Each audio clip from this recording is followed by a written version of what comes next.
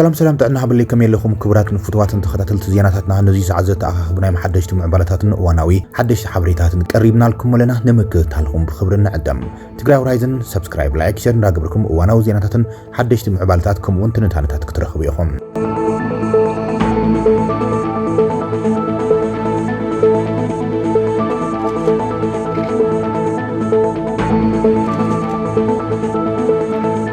أزرار وفر سراوي تجراي أب معراب تجراي هزباوي سراوي تجراي أرم سبعة بوجن معراب تجراي أب لعلت صلاتي حمام رأسي كويناتهم يا زلام أب السفلالي وانات أب زوبا معراب تجراي بتسفح فحت حيلتات انتت أب لعلتي أب عدوز ترف هزبي أب نبروتن انساتن زفت مو زرفات سعيبهم بمرت نابتا أرمي زغرب ترعان مسرت بمقبار ملاش نهابوت اليامس يام كرم حزيك أب حارس زوبا معراب تجراي تسريقا ناب سودان كاتوام انتولام بأرمي تتحيزن نابواننتن تركيبن ين لو مغنون تماسالي نقرقات مولام تفي انزنو براس بحلا كفتي بأرم سبعة رخيبا قيس آريا كمزولا تقليسهم تمالي كاب معراب تقراي زدفع كفتي أرم سبعة بزسالو تفتشا كمزر خبني تقليسهم سراوي تقراي تمالي بزوز حوز آوعيت مسرتيو قالو خبيرهم نتن نبرت حارستت زخنا انسات رخيبوان نبرت معراب تقراي كفتنا دلويلنا زبل حتو نتي أرمي كمزغربو لي تقليسهم بزي مسرت أرم سبعة أبرخطت معراب زكايدو دحساس تقواز آزيروان كمزولهم استرخبا كفتون بعبلا سراوي تقراي عدلاي زبل مصراي تغيرو ناب سوانن نمركاب منقسقاس كم جمري تغليصم እዚ ከም ዝልም ኩሉ ድማ ኣብ ዞባ ዝርከብ ሓይል ጽንተት እውን ህወሓት ክወረና ይዳለሉ ክብሉ ይኸሱ ጀሚሮም ኣሎም እቶም በኣፍልጦ መንግስቲ ፌደራል ዞባ ምዕራብ ትግራይ ተቆጻጺሮም ዘሎም በዓል ኮሎኔል ደመቀ ዘውዱ ዝመርሕዎ ሓይልታት ጽንተት ብዓሰርታት ኣሽሓት ዕጡቃት ተሰልጢኖም ዘብዕተ ከዘብ ብዝብል ሽም አንጻር ትግራይ ዳግም ግጭት ንምውላዕ ይንቀሳቀሱ ከም ዘሎም ሓበሬታት ይወጽኦም ዘሎም መሰረት ሕገ መንግስትን ስምምዕነት ፕሪቶሪያን ኣብ ትሕቲቶም ወረርቲ ዝርከብ ግዛኣት ትግራይ ዝተሰደደን ዝተመዛበለን ህዝቢ ክምለስና ተገቦም ዝተፈላለዩ ምኽንያታትና ተፈጠሩም ኣብ ባይታ ድማ ጸረ ሰላምን ሕገ መንግስትን ስምምዕነት ሰላምን ይነጥፍዮም ዘሎም ተገልቢጦም ነተዓዱን ህዝቡን ናብ ንቡር ክምለስ ዝውዕ ዘሎ ትግራዋይም ክወረና ይዳለሎ ኢሎም ምኽሳስ ጀሚሮም ኣሎም ይኹን እምበር እዚ ክሲ ዓቕሊ ጽበታዊ ምዃኑ ዘመላኽት ለምኾነ ኣማይት ዕጡቃት ዘብዕተ ከዘ ተባሂሎም ብበዓል ኮሎኔል ደመቀ ዘውዱም ዝተመረቑ ሓይልታት ምስተጋሩ ኣሕዋትና ኣይንዋጋን ተጋሩ እንደይኮናን ኩላትና ስለምንታይ እቶም ዝተሰደዱን ዝተመዛበሉን ናብ ዓደም ይመለሱም ያእኽልና ብምባል እምቢ ይብሉ ከም ዘሎን ብዙሓት ድማ ያኣስርዎም ከም ዘለው ዘመላኽቱ ሓበሬታት ወጽኦም እዮም መንግስቲ ፌደራል ብመሰረት ስምምዕነት ፕሪቶሪያም ሕገ መንግስታውያን ግዛኣታት ትግራይ ናብ ንቡር ክምልስን ኣብ ከቢድ ስቃይ ዝርከብ ተመዛባሉ ዓዱ ክምለስን እናተጸውዕ ይዘሎም ህወሓት ፌደራል መንግስቲ ተመዛበልቲ ትግራይ ናብ መረበቶም ብዘይ ምምላስን ኣብ ማእኸላት ማዓስከር ኮይኖም ስቃዮም ብምንዋሓን ትግራይ ናይ ምድኻም ፕሮጀክት እዮም ዘሰላስል ዘሎ ብምባል ይኸስዎ እዮም ዘሎም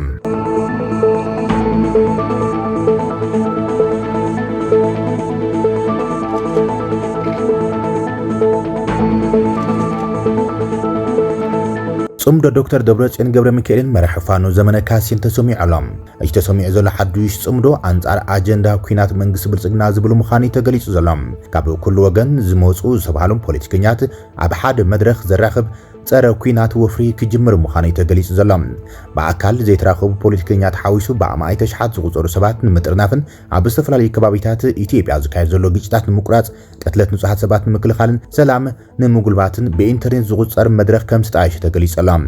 ኣዳለውቲ መደብ እዚ ንፈለም ኣዋን ብመርበብ ኢንተርኔት ዝካየድ መደብ ካብ ዝተፈላለዩ ቦታታት ዝመጹ ፖለቲካውያን መራሕትን ብምጥርናፍ መንግስቲ ነቲ ኣብ ዝተፈላለዩ ከባቢታት ዝካየድ ዘሎ ዝበልዎም ተጻብኦታት ሓዊሱ ነቶም ግጭታት ንምግዳድ ዝገብረ ዘሎ ጻዕሪ ተቃውሞኦም ንምስማዕ ዝዓለሙ ምዃኑ ገሊጾም ዘሎም እዚ መድረኽ ድማ ጎና ጎኒ ተቃውሞ ኩናትን ሰላም ንምጽዋዕ ዝዓለሙ ምዃኑ ዝነገረሉ ኮይኖም ንሎሚ ቀዳም 30 ግንቦት 2017 ሰዓት 11 ድሕሪ ቀትሪ ክካየድ መደብ ተታሒዘሎም ኣዳለውቲ እቲ መደብ ብዝተፈላለዩ ናይ ሚድያ ኣማራጭታት ክመሓላለፍ ስለዝኾነ ህዝቢ ክከታተሉን ዓዲሞም ኣሎም ዛጊድ ብዝወጽ ሓበሬታ መሰረት ድማ ኣብቲ መድረኽ ተቃውሞ አንጻር መንግስቲ ኢትዮጵያ መራሒ ህወሓት ዶክተር ደብረጽዮን ገብረ ሚካኤል መራሒ ፋኖ ዘመነ ካሲም ነበር ሹመኛ ብልጽግና ገዱ አንዳርጋቸው ፖለቲከኛ ኦሮሞ ጃዋር መሐመድ ከመውን መራሒ ሰራዊት ነጻነት ኦሮሞም ጃል ሞሮ ብቐጥታ ተራኺቦም ነቲ አጀንዳ ክዘራረቡሉ እዮም ተባሂሉ ዘሎም እቶም መራሒ ዝተፈላለዩ ተቃውሞት ሓይልታት አንጻር መንግስቲ ኢትዮጵያ ብሓደ ተኣኻኺቦም ጽምዶ እምቢ ንኩናት ዝብል ሽም ብምሃብዮም ቆጸረ ሒዞም ዘሎም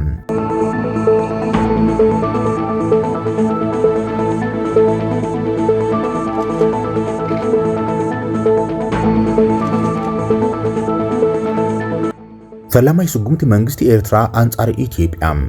ኤርትራ ኣብ ልዕሊ ኢትዮጵያ ፈላማይ ዝተባሃለ ዲፕሎማሲያዊ ስጉምቲ ወሲዳላ ኢትዮጵያ ዝኾነ ይኹን ሰማያት ኤርትራ ከይትበርያ ተኣጊዳ እቲ እገዳ ዓለም ለኻዊ መሰል አቪዬሽን ሲቪላዊ በረራ ነፈርቲ ኢትዮጵያ ኣብ ልዕሊ ሰማያት ኤርትራ ከይካይድ ዝኣገደ እዮም እዚ ስጉምቲ ኤርትራ ኣብ ልዕሊ ኢትዮጵያ ድማ ነቲ ኣብ መንጎ ክልቲአን ሃገራት ዝቐነየ ሓያሎ ወጥሪ ናብ ዝኸፍአ ደረጃ ከሰጋግሮ ይኽእል ተባሂሉ ተሰጊኡላ ገለ ወተሃደራውያን ክኢላታት ከም ዝርዎም እዚ መንግስቲ ኤርትራ ወሲድዎ ዘሎ ሓዱሽ ስጉምቲ ከም ምእዋጅ ኩናት አንጻር ኢትዮጵያ ይዝሕሰብ ይብልዋ ኤርትራ ኣብ ልዕሊ ኢትዮጵያ ዝወሰደቶ ሓዱሽ ስጉምቲ እገዳ በረራ ስዒቡ ብወገን አዲስ አበባ ዝተዋሃበ ገብረ መልሲ ዜና ክሳብ ዝዋደድ የለን ኣብ ዝሓለፈ ሰሙን መንግስቲ ኢትዮጵያ ብሚኒስትር ጉዳያት ወፃኢን ሚኒስትር ምክልኻል ኖቢሎም መንግስቲ ኤርትራ ብቐጥታ ምላሽ ይብዎ ኣቅዲሙ ሚኒስትር ምክልኻል አይሻ መሐመድ ኢሳያስ አፈወርቂ ብቐጥታ ዘመላኸቶም ሃገር እያ ኢልኻ ንምሕሳብ ዝጸግም ዜጋታት ዝሃድሙላ ዓድን ሒዝካ ንኢትዮጵያ ምትንኻይ ዓሻ ኢኻ ማለት እዮም ኢትዮጵያ ነቶም ካብ ከምዚኦም ዝኣመሰሉ ሓይልታት ዝመጽዋትን ኩያታት ንምምካት ኣደብ ንምትሓዝን ዘኽእለ ሓይልሃ ኒጻ ከም ዘላ ገሊጸን እየን ኣብቲ ዝሓለፈ ሰሙን ሚኒስትር ጉዳያት ወፃኢ ኢትዮጵያ ዶክተር ጌዲዮን ጢሞቴዎስ እውን ኣብ ኣኼባ ባይቶ ወከልቲ ህዝቢ ቋሚ ኮሚቴ ጉዳያት ወፃኢ ብዛዕባ ምስ ኤርትራ ዘሎ ውጥሪ ብምምልኻት ተሓቲቶም ሽሑኳ ኤርትራ ኣብ ልዕሊና ምትንኻይ ኩናት ተካይድ እንተሃለወት ንሕና ግን ኣብ ከምኡ ዓይነት ቁርቁስ ኣይንኣቱ ኢና ክብል መሊሱ እዮም እዚ ንዝሓለፉ ልዕሊ ዓመት ዝጸንሐ ቁልዕ ወተሃደራዊ ምጥንኻራት ክልቲአን ሃገራት ኣብ ዶባትን ውሽጢ ዓድን ናብ ግጭት ክእትወን ከም ዝኽእል ብዙሓት እናጠንቅቖም መጽኦም ክልቲኦም መንግስታት ብቓልዕ ልሙቕንና ተኸሲሶም ተራእዮም ፕሬዚደንት ኤርትራ ኢሳያስ አፈወርቂ ኣብ መዓልቲ ናጽነት ኤርትራ ብቐጥታ ንብልጽግና ዝኸሰሰሉን ተስፋሕፋ ሓይልነት ኦሮሞማን ኢሉ ከሲሶም እዮም እዚ ሓዱሽ ስጉምቲ መንግስቲ ኤርትራ ኣብ ልዕሊ ኢትዮጵያ ኩነታት ናብ የምርሑ ከም ዘሎ ድማ ዘስግኡ ኮይነሎም ብወገን ኢትዮጵያ ናይ ሚድያ ፕሮፓጋንዳ ኣብ ልዕሊ ኤርትራ ይካየድ ከም ዘሎ እውን መዓልታዊ ትዕዝብቲ ኮይነሎም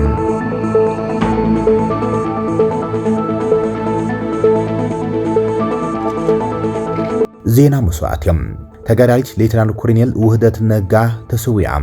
ሌተናል ኮሎኔል ውህደት ነጋ ብዝሓደራ ሕማም ኣብ ዓይደር ሆስፒታል ሕክምና እናተኸታተለ ድሕሪ ምጽናሓ ትማሊ 29 ጉመት 2017 ዓመት ምረት ዓሪፋ ሎሚ ቀዳም ድማ 30 ጉመት 2017 ዓመት ምረት ልክዕ ሰዓት 8 ድሕሪ ቀትሪ ብጾታን ላዕለወት ኣመራርሓ መንግስትን ኣብ ዝተረኸብሉ ኣብ እንዳ ገብርኤል ካቴድራል ቤተክርስትያን ማእከል መቃብር ሃርበኛታት ትግራይ ስነ ስርዓት ቀብራ ክፍጸም እዮም በዓል ገዛእ ኮሎኔል ተኽላይ ኪዳኑ ካሕሳይ ኣብ ደቡብ ግንባር ሰራዊት ትግራይ ክፍሊ መሃንዲስ ሓላፊ እዮም ኮሎኔል ውህደት በዓልቲ ሓዳርን ኣዶ ሰለስተ ቆልዑን ከም ዝነበረት ስድራኣ ገሊጾም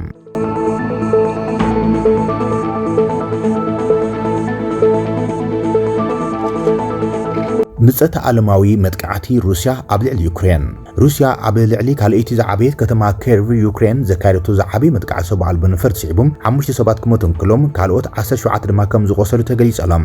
ከንቲባታ ከተማ ኢሆር ተሮኮቭ ሩስያ ኣብ ሓደ ለይቲ 48 ሰብ ኣልቦ ነፈርቲ ከምኡን ክልተ ሚሳይላት 4 ተንቀሳቐስቲ ቦምባታትን ናብታ ከተማ ከም ዝወንጨፈ ተዛሪቦም ሰፊሕ ዕንወት ይበጽሕና ዝበለት ከንቲባም ሰለስተ ዓበይቲ መንበሪ ኣባይቲ ህንጻት ከም ዝተጎድኡ ገሊጾም ሓያሉ ደርብታት ብሓዊ ከም ዝቃጸለ ዘርኢ ተንቀሳቐስ ምስሊ እውን ኣብ ማሕበራዊ ሚድያ ተዘርጊሖሎም ብትማሊኡ ምሸት ድማ ሩስያ ብልዕሊ 400 ሰብ ኣልቦ ነፈርቲን 14 ሚሳይላትን ነቲ ሃገር ኣብ ዘጥቅዕትሉ እዋን 6 ሰባት ክሞቱ እንከሎም 8 ድማ ቆሲሎም ሩስያ ወተሃደራዊ ቦታታት ዒላማ ከም ዝተገበረ ብምኽሳስ ግብረ ሽበራዊ ተግባራት እናበለት ትጽዋዕ መንግስቲ ዩክሬን ዝተፈጸመ ጥቃዕቲ ኣየር ምላሽ ንምሃብ ምዃን ያገሊጻ ዩክሬን 4 ስትራቴጂካዊ ነፈርቲ ውግእ ሩስያ ዒላማ ዝገበረ መጥቃዕቲ ሰብ ኣልቦ ነፈርቲ ድሕሪ ምክያዳ ድሕሪ ሒደት መዓልታት እዩ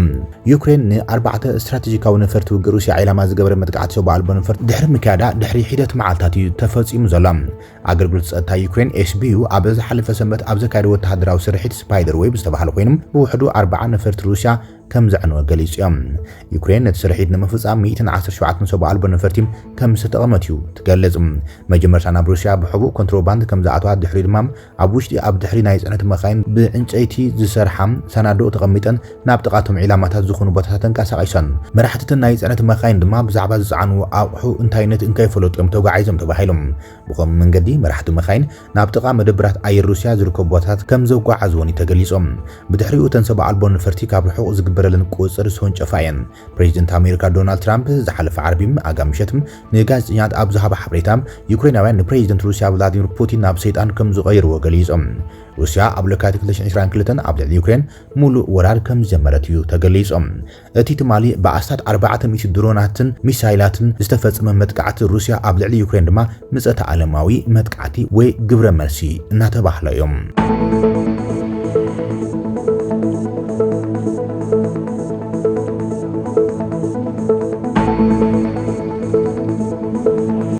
ክብራትን ፍትዋትን ተኸታተልቲ ዜናታትና ነዚ ሰዓት ዘተኣኸብናዮም ሓደሽቲ ምዕባለታትን እዋናዊ ዜናታትን ዛዚምና ንምክትታልኩም ንመስግን ሰላም